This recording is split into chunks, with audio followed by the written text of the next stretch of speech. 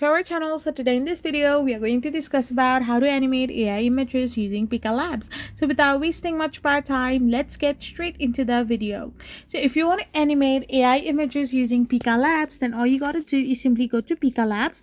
Once you're in your Pika Labs, to animate AI images, you need to simply either use its web platform or the Discord bot.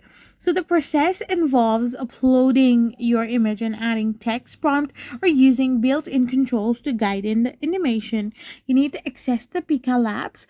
You need to simply go to Pika Arts, which is the official website portal, and once you're in the Pika Arts section, or if you're using your Discord, you can just join the Pika Lab server, upload your image, and then add a text prompt. Like, for example, a cat running through a field, or like cinematic shots, subtle smoke effects, and stuff like that. And you can simply refine your settings as well, which is completely optional, and then you can generate and refine the picture.